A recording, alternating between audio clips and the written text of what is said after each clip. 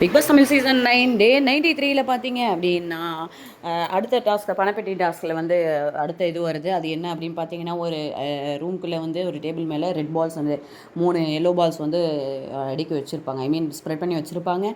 வாய் மூலிமா ஊதி ஊதி மட்டுமே நம்ம வந்து அந்த ரெட் பால்ஸை கீழே தள்ளணும். Yellow balls விழக்கூடாது.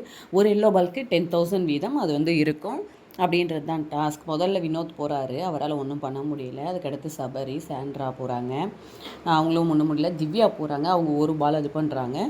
ஸோ ஒரு பால் பண்ணதுனால திவ்யா வந்து 10,000 வின் பண்ணி கொடுத்தாங்க.